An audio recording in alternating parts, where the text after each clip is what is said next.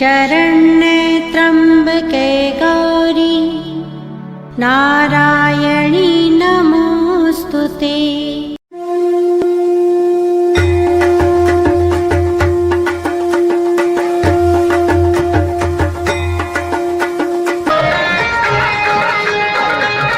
जिस प्रभु ने वही ये सृष्टि चला रे। इस पावन अवसर पर आचार्यवर ने बहुत ही अच्छी बातें कही। मैं उनकी वाणी को, उनके व्यक्तित्व को आज कथा शुरू करने से पहले मैं अभी प्रणाम करना इसलिए संभव नहीं है क्योंकि मैंने माँ को प्रणाम किया, लेकिन ये जरूर कहूँगा कि उनकी वाणी और व्यक्तित्व का मैं अभिनंदन करता हूँ। बहुत सुंदर और सधे शब्दों में उन्होंने जो कहना था वो कह दिया आपसे। अब उसको आप कितना मनन करते हैं वो आपके समझ और स्वभाव पर निर्भर करता है। आइए, मैं सबसे पहले माँ जगदम्बा जगत जननी परा अम्बा को सत सत नमन, वंदन व अभिनंदन करता हूँ और कहता हूँ कि हे माँ, कल के प्राकट्योत्सव पर मुझे पूरा विश्वास है कि आप इस पंडाल में पूर्ण रूप से सुशोभित हो गई हैं। आज देवताओं के द्वारा उन्हें सजाया जाएगा। आज का दिन भी कम अच्छा नहीं है। कल का दिन तो बहुत आनंददायक था, आज का दिन भी बहुत अच्छा है। अभी हम उस पर आएंगे। आज देवता उन्हें सजाएंगे, उन्हें अस्त्र और शस्त्र देंगे। उस पर भी कुछ बातें मुझे कहनी है। और जैसा कि मैंने कल कहा, थोड़ी मेरी विचारधारा अलग ही दिशा में है। थोड़ा क्रांति, मतलब मैं माँ का बच्चा हूँ तो मैं शांति का संदेश लेके नहीं निकला हूँ। मैं क्रांति चाहता हूँ, लेकिन कौन सी? जो हथियारों से होती है वो वाली क्रांति नहीं चाहिए। विचारों की क्रांति, सोचों की क्रांति, आचार व्यवहार की क्रांति, अध्यात्म की क्रांति। मुझे इन क्रांतियों को आप में जगाना है।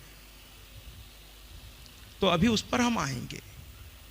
तो मैया को प्रणाम किया और उसके बाद माँ काली को भी प्रणाम करता हूँ कि हे जननी, आप हर रूप में अपने इस बालक की रक्षा करें और आप सबकी कृपा वाणी से ही मेरी वाणी जो कुछ भी थोड़ी बहुत निकलती है वो आपके शुभ आशीर्वाद का ही प्रतिफल है। इसके बाद मैं माँ माहेश्वरी को प्रणाम करता हूँ। आज मेरा सौभाग्य रहा कि माँ के सुबह सुबह मैंने दर्शन किए। सुबह से ही मैं उठ करके, जबकि रात में सोने में हमको आज 2 बज गए थे, उसके शुभ कारण हैं, शुभ कारण हैं बहुत। कल एक घर में मैं गया था, उस पर भी मैं आऊँगा, बहुत आनंद आया। तो एक शुभ कारण था। लेकिन सुबह 6 बजे उठ करके स्नान पूजा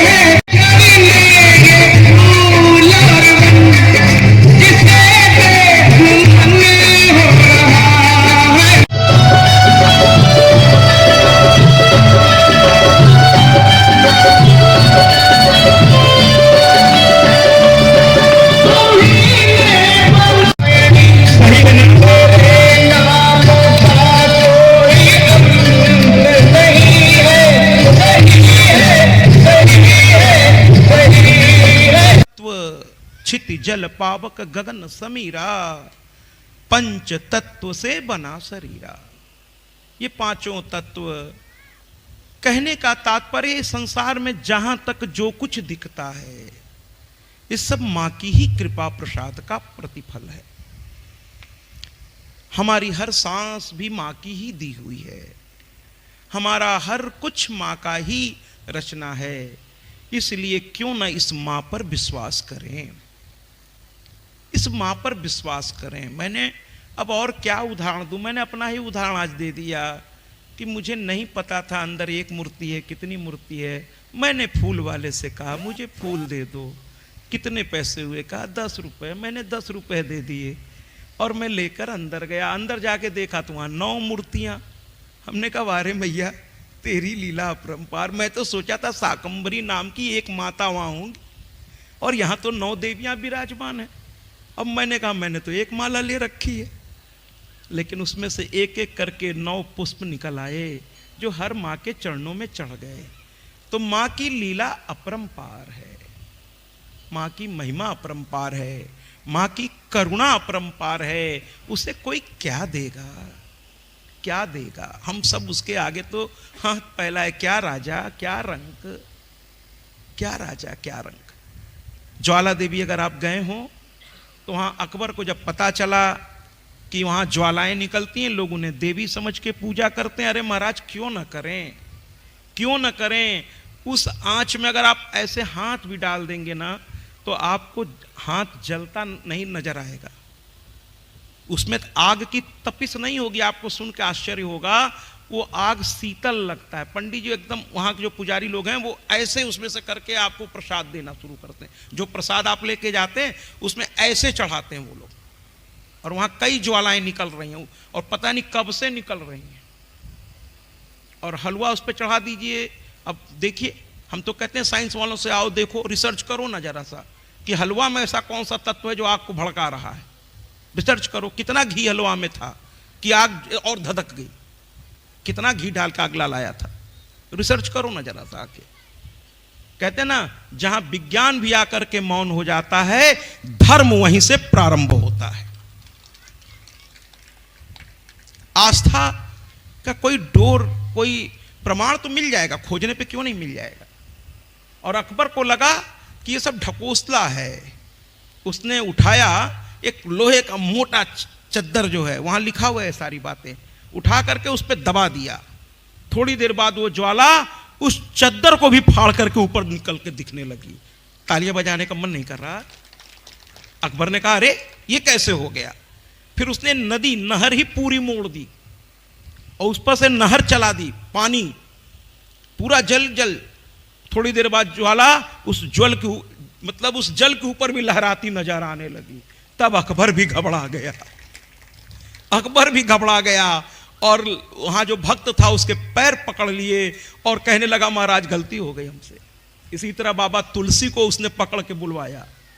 लोग अकबर को अच्छा कहते, मैं तो कहता हूं वो भी वैसा ही था जैसे बाकी सब थे।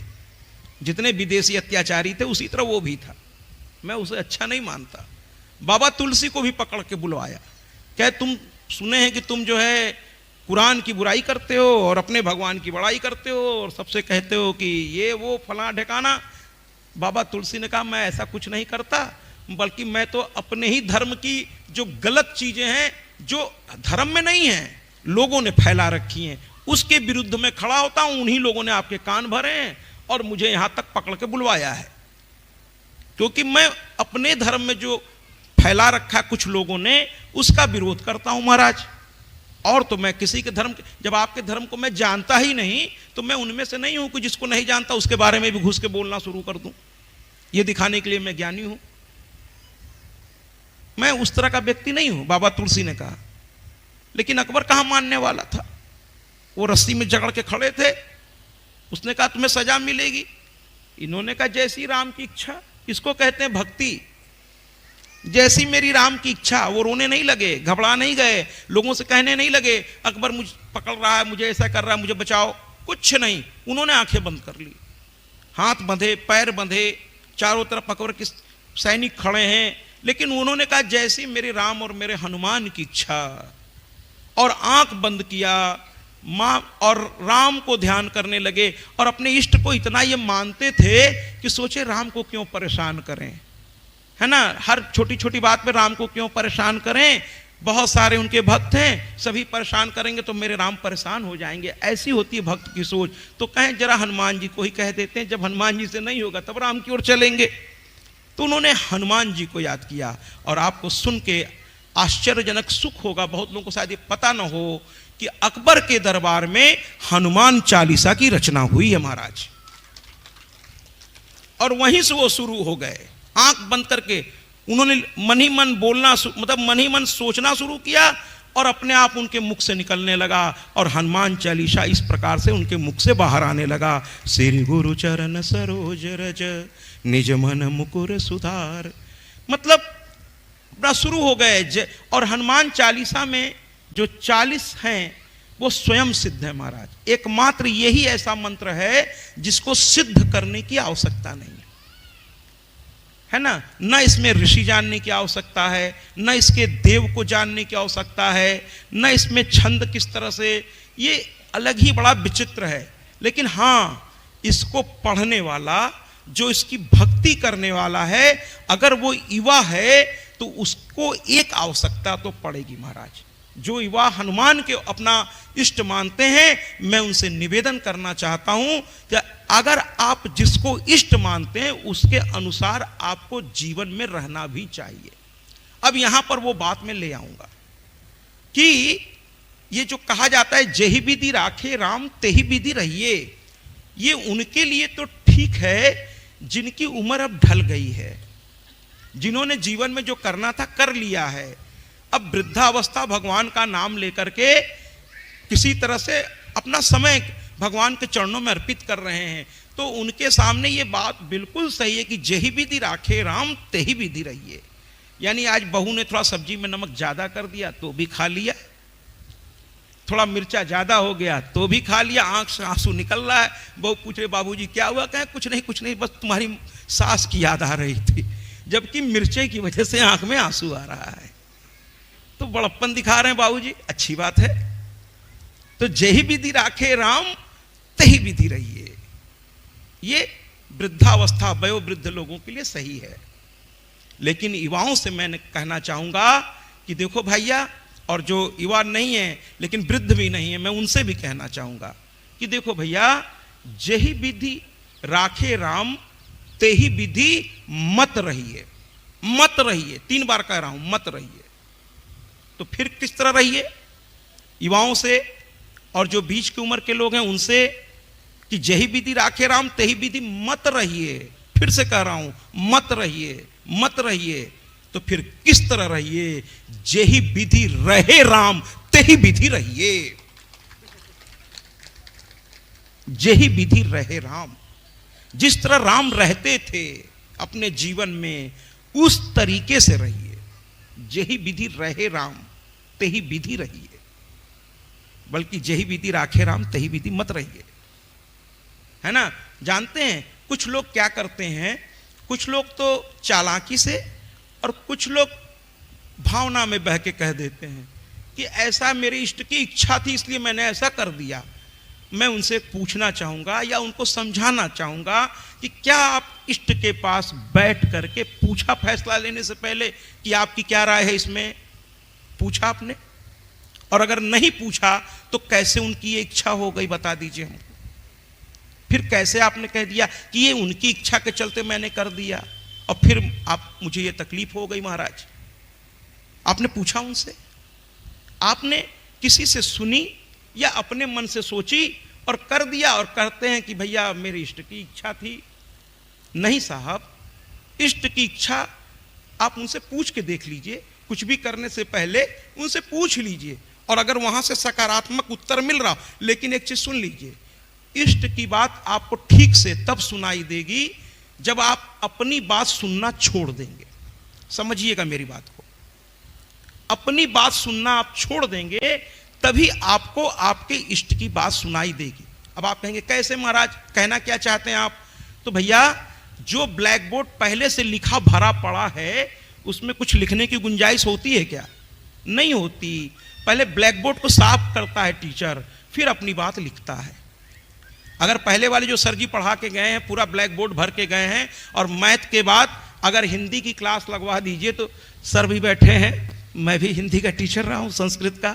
अब मैथ के बाद अगर क्लास में जाइए तो पूरा ब्लैक बोर्ड भरा रहता है, अब उसमें राम लिखने तक की भी जगह नहीं होती। तो होता है कि पहले डस्टर लेके या तो सर ही मिटा के जाएं, और ऐसे सर कम ही होते हैं तो खुद मिटाना पड़ता है, या फिर मॉनिटर से कहना पड़ता है भैया मिटा, इसमें पता नहीं क्या क्या लिखा है। हम तो कभी कभी मजाक में बच्चों से इंटर में कहते थे, मेरे पहले मैथ क्लास खत्म होता तो मैं जाता था तो उसमें वो ए स्क्वायर पी स्क्वायर, तो मैं मजाक में बच्चों से कहता था इंटर में आ गए और अभी तक ABCD पढ़ रहे हो तुम लोग, अरे मिटाओ इसको। मैं तुम्हें पढ़ाता हूँ कबीर, सूर, तुलसी, मलिक मोहम्मद जैसी, हैं मैं बताता हूँ लिटरेचर किसे कहते हैं। तो टीचर्स भी हंसते थे, है ना, और मैं कहता था सुनाता हूँ तुमको कुछ गाथा, है ना, क्या पढ़ रहे हो ए स्क्वायर बी स्क्वायर, अरे बचपन से नर्सरी में बहन जी पढ़ा पढ़ा के थक गई, अभी तक नहीं आई ABCD तुमको। तो हंसी हो जाती थी, तब तक मॉनिटर मिटा भी देता था और फिर मैं अपनी बात शुरू कर देता था, बड़ा अच्छा लगता था। तो कहने का तात्पर्य यह है कि जिनको अपनी सुनने की आदत होती है वो किसी और की सुनते नहीं है महाराज, उनको अपनी पड़ी है। और फिर उसको अगर आप ईश्वर की इच्छा मान लेंगे तब गलत है भैया। ईश्वर की इच्छा के लिए आप अपनी इच्छा खत्म कर दीजिए। जैसे चलिए दे देता हूं उदाहरण, जबकि ये मेरा पर्सनल चीज है लेकिन मैं बोल देता हूं, समझाने के लिए आपको बोल देता हूं। मुझे कहने में खुद भी संकोच हो रहा है लेकिन चलिए कह देता हूं। मुझे कॉफी बहुत पसंद है, तो मैं दिन भर में 4-5 कप जो है बहाने से, कभी इस बहाने से कभी उस बहाने से कॉफी कॉफी कॉफी कॉफी। तो एक दिन मुझे लगा कि अब उम्र बढ़ रही है, ज्यादा कॉफी के साथ चीनी भी तो जा रही है अंदर, फिर होगी शुगर की प्रॉब्लम। तो एक दिन मैंने मैया से कहा, मैंने कहा कॉफी बहुत होने लगी आजकल। तो मैया कहती है, अब देखिए ये मेरे भाव हैं, अब कहती है मैं सुनता हूं, आप भी जाके बोल के देखिए, वो भी आपसे कुछ ना कुछ कहेंगे जो आपके इष्ट होंगे। कहते हैं ना, सुनने की गर फुर्सत हो तो दीवारों दर बोलते हैं। ये मैंने एक शायर ने लिखा है कि हर चीज कुछ ना कुछ बोल रही है। अगर आपको सुनने की फुर्सत हो, इष्ट के पास बैठिए। तो मैया ने कहा, मुझे ऐसा लगा, मैया ने कहा नियंत्रण करना तुम्हारे हाथ में। कब से तुम इतने कमजोर हो गए कि एक कमजोरी को तुम अपने से नियंत्रित नहीं कर पा रहे हो। उसी दिन से मैंने कॉफी लगभग ना के बराबर कर दी। अब चाय से काम चल जाता है महाराज, कभी कभी इच्छा कर गई तो एक आध कप कॉफी हो जाती है, कोई पिला दिया तो फिर मना भी नहीं कर पाता। ठीक है, तो कहने का तात्पर्य है कि अपनी कमजोरी को खुद से नियंत्रित कीजिए। छोटी छोटी बातों के लिए इष्ट को परेशान नहीं करिए, उतनी क्षमता उन्होंने आपको दे रखी है। प्रभु ने, मैथिली शरणगुप्त, प्रभु ने तुमको करदान किए, सब वांछित वस्तु विधान किए, तुम प्राप्त करो उनको ना हो, समझो ये किसका दोष कहो। है ना, समझो धिक निष्क्रिय जीवन को, न रहो न निराश करो मन को। मैथिली शरणगुप्त, राष्ट्र कवि। हम हिंदी टीचरों के साथ ये समस्या है, हम लोग दोहे हुए बहुत रटे रहते हैं, बस बात आई नहीं कि निकल जाती है, तो ये होता है। तो कहने का मतलब ये है कि हमारे स्थिति भी इसी तरह है। आइए वापस कथा की ओर मुड़ते हैं। माँ को सजा दिया गया, और माँ तो कल हम लोग बड़ा नृत्य किए इस गीत पर कि ना कजरे की धार, न मोतियों का हार, न तूने किया श्रृंगार, फिर भी कितनी सुंदर हो तुम, कितनी सुंदर हो। मेरी मैया तो सुंदरता जिसके चरणों के नाखून में सिमटी हुई हो महाराज, उसकी सुंदरता का वर्णन क्या मैं करूं। तो मां सुंदर तो है, ये आभूषण उनकी सुंदरता को नहीं बढ़ाए, बल्कि उनके शरीर पर जाकर उन आभूषणों की सुंदरता बढ़ गई। जी, कुछ लोग कहते हैं महाराज, मैं तो कथाओं में जाता रहता हूं, बहुत लोगों से मुलाकात होती है और हर समय एक इतिहास बनता है, हर समय एक इतिहास बनता है। तो एक जगह मैं गया तो वहां के जो आयोजक थे, सुबह सुबह मैंने देखा वो महाराज जी प्रणाम, महाराज जी प्रणाम। दौड़ते दौड़ते आए, पैर और छुए। हमने कहा महाराज जी ये हाथ में आपने क्या ले रखा है? तो शर्माने लगे। हम कहे बताइए बताइए, हमको ही बताइए, अच्छा हो तो थोड़ा हमें भी दीजिए। अरे आपके लिए नहीं है। हमने कहा है क्या? कहें गुल, क्या बोलते हैं, गुल, ऐसा कुछ, बनारस में इसके लोग बड़े शौकीन हैं, जर्दा मिला हुआ होता है उसमें है। तो हमने कहा ये क्या काम करता है? कि महाराज जी इससे जब दांत रगड़ते हैं ना दांत, थोड़ी देर बाद प्रेशर बनता है और अच्छे से पेट साफ हो जाता। हम कहे अच्छा अच्छा अच्छा, तो ये आपके लिए जरूरी है, अगर ये कुछ दिन अगर ना मिले तो आपका पेट साफ नहीं होगा। हमने कहा आप इतने कमजोर हैं महाराज कि ये कंपनी आपको इतना बसीभूत कर ली है कि बिना इसके आप प्राकृतिक प्रक्रिया भी नहीं पूरी कर सकते जो स्वतः होती है। आप इतने अपने को कमजोर कर लिए। ध्यान से मेरी बात सुनने लगे वो। हमके इंसान को इतना कमजोर नहीं होना चाहिए कि यही वाली साड़ी पहनेंगे तभी हम अच्छे लगेंगे, या यही वाला गहना इस पार्टी में पहन के जाएंगे, नहीं तो फिर मजा नहीं आएगा। अरे भैया, आपका शरीर, आपका आचार व्यवहार ही एक ऐसा गहना है, उसके अलावा किसी और गहने की जरूरत है क्या आपको? है क्या? हाँ ठीक है, भगवान ने दिया है, पहन ली, कोई बात नहीं। तो आइए ना, मां हमारी सज गई, अब जरा उनको हाथ में त्रिशूल गरबा। और इस गीत पर अगर किसी का मन करे तो झूम भी सकता है। ये आपके पूर्वांचल के ही हैं, इस समय भाजपा के सांसद हैं आदरणीय मनोज तिवारी जी, और एक समय में ये माँ के गीत गाया करते थे, अभी भी गाते हैं। और विंध्याचल ये चले जाते थे अक्सर नवरात्र में, और सड़क पे खड़े हो जाते थे ऊंचे जगह पर, तभी आज इतने बड़े पद पर बैठे हैं, और किसी ऊंचे जगह पर, और वहीं माइक को अपने से लगा लेते थे और माँ के गीत गाया करते थे। लोग वहाँ इकट्ठे हो जाते थे। जब एमए करके बीएचयू से बेरोजगार थे तब की बात बता रहा हूँ। तो बड़ा प्यारा गीत इन्होंने इस सिचुएशन पे गाया है कि लोगों ने दिया माँ को, तो माँ सज गई। और किसने क्या दिया और कैसी लग रही है माँ, इस गीत के माध्यम से आइए देखते हैं। हाथ में, और ये पूर्वांचल की भाषा में गाए हैं, यानी जो विंध्याचल मिर्जापुर की तरफ जो भाषा बोली जाती है उस भाषा में इस गीत को उन्होंने गाया है। आइए सुनते।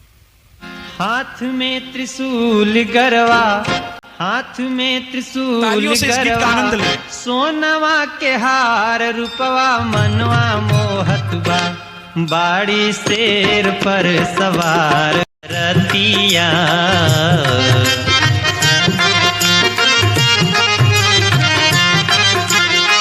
नारियर चढ़ैबे माई, धूप अगरबत्ती मोहे, माई के सिंगार रूपवा मनवा मोहतबा, तबाड़ी शेर पे सवार रूपवा मनवा मोहतबा, बाड़ी शेर पे सवार रूपवा मनवा मोहतबा।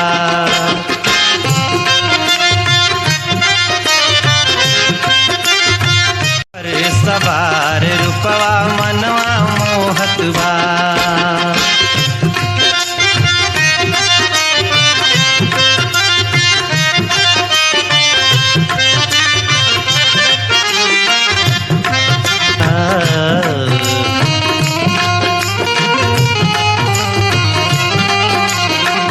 लाल रंग साड़ी मोहे चांद सी सूरतिया,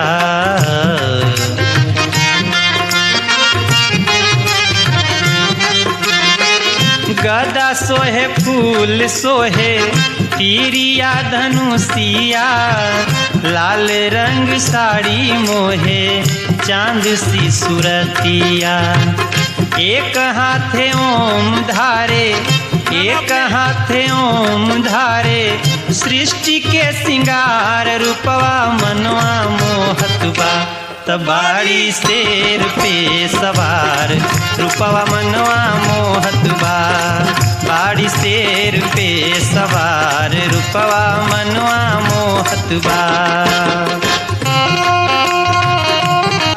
हाथ में त्रिशूल गरवा, सोनवा के हार रूपवा मनवा मोहतबा, बाड़ी शेर पर सवार रूपवा मनवा मोहतबा, बाड़ी शेर पर सवार रूपवा मनवा मोहतबा। मोहत बा।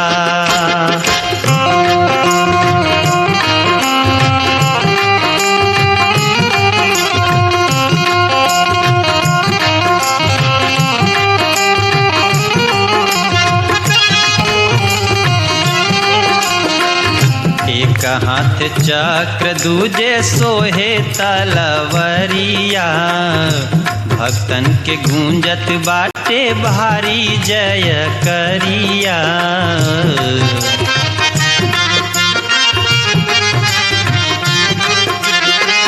सोना के मुकुटवा सोहे, सोना के मुकुटवा सोहे, माई के कपार रूपवा मनवा मोहत बा। शेर पे सवार रूपवा मनवा मोहत बा, बाड़ी शेर पे सवार रूपवा मनवा। जयकारा शेरा वालिदा बोल साचे दरबार की। अब मां सज गई। अब उन्होंने ब्रह्मा विष्णु महेश की ओर देखा और कहने लगी, किस बात की चिंता है तुम लोगों को? क्यों इतना क्रोध कर बैठे कि मुझे प्रकट होना पड़ा? आखिर वास्तव में हुआ क्या? तो ब्रह्मा जी, मैया कृपया बात न करें, तो ब्रह्मा जी बड़े चिंतित होते हुए कहने लगे कि मां, ये महिषासुर जो है वरदान से उन्मत्त हो गया है और ये किसी की अब सुनता नहीं है, क्योंकि इसको ये पता है कि स्त्री से इसका वध होगा और इस ब्रह्मांड में आपके आने से पहले ऐसी कोई स्त्री नहीं थी जो इसका वध कर सके। इसलिए हम लोगों को ये बहुत तरीके से परेशान कर रखा था, यहां तक कि स्वर्ग से भी हम लोग हट गए, लेकिन जहां जाते थे वहीं पहुंच जाता था, वहीं पहुंच जाता था ये, या इसके लोग पहुंच जाते हैं। तो ब्रह्मा जी कहने लगे, जब उन्होंने ऐसा कहना शुरू किया तो विष्णु भगवान के भी चेहरे पे थोड़ी सिकन दिखाई दी, क्योंकि वो पुरुषों से आबद्ध था, इसलिए भगवान विष्णु भी यहां बेबस थे, महादेव भी। अब इस पर मां को हंसी आ गई। उन्होंने मन में सोचा कि वारे माया, ये मेरी जो सहचरणी है, इंसानों को तो छोड़ो देवताओं को भी नहीं छोड़ती। और ये सोच के वो हंस पड़ी जोर से कि जब ब्रह्मा विष्णु महेश भी चिंतित हो सकते हैं तो आम आदमी की क्या दशा होगी। ये सोच के वो हल्के से हंसी। लेकिन ये शक्ति की पुंज है, इनकी हल्की सी हंसी भी एक अलग ही रूप लेती है। तो ये हंसी, और हंसी तो बड़ी हल्के से, ठीक है ना। देखिए एक चीज ध्यान रखिएगा, शब्दों पर हमेशा ध्यान दीजिएगा, हर शब्द के अर्थ अलग अलग होते हैं। एक होता है मुस्कुराना, मुस्कुराहट में आवाज नहीं होती, केवल चेहरे से पता चलता है कि सामने वाला मुस्कुरा रहा है। एक होता है हंसना, हल्की सी आवाज होती है, बहुत हल्की सी। और एक होता है ठहाके लगाना, है ना, थोड़ा जोर से उसकी आवाज होती है। और एक होता है अट्टहास करना, जो रावण किया करता था, उसमें अहंकार होता है, वो हंसी नहीं होती, अहंकार होता है। लगती सब हंसी ही है, लेकिन सबके क्वालिटीज डिफरेंस हैं और उसके नाम भी अलग अलग है। मुस्कुराना जिसमें कोई आवाज नहीं है, लेकिन माँ यहां मुस्कुराई नहीं, अक्सर माँ केवल मुस्कुराती रहती है। उसकी तस्वीरें देखिए, मेरे सामने भी लगी हुई हैं, मुस्कुराता हुआ चेहरा। मैं तो ये तस्वीर में भी इनको हंसते हुए देखता हूँ, मुस्कुराता, शांत, सौम्य। और जब भी मूर्ति लीजिए, तस्वीर लीजिए, तो जरा ध्यान से देख लिया कीजिए कि वो मुस्कुराता हुआ है कि नहीं। कभी कभी कलाकार की गलती से थोड़ा क्रोधित तस्वीर भी बन जाती है ना, या चेहरा आड़ा तिरछा, ऐसे मूर्ति या तस्वीर को नहीं लेना चाहिए, क्योंकि क्रोधित लाके अगर आप घर में रख देंगे तो फिर तो क्या कहें अब आपसे। इसलिए तस्वीर लेते समय बहुत सावधानी। लोग कहते हैं अरे मैया की तस्वीरें तो खरीदनी है, जाकर कोई भी उठा लाओ। अरे कोई भी मत उठा लाओ भाई, कोई भी प्रतिमा मत लेके चले आओ, चेहरे को देखिए।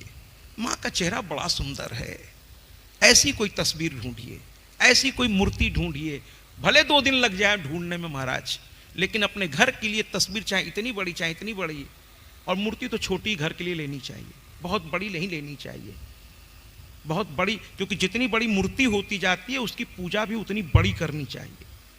इसलिए बड़ी मूर्ति मंदिरों में रखी जाती है या फिर दुर्गा पंडालों में।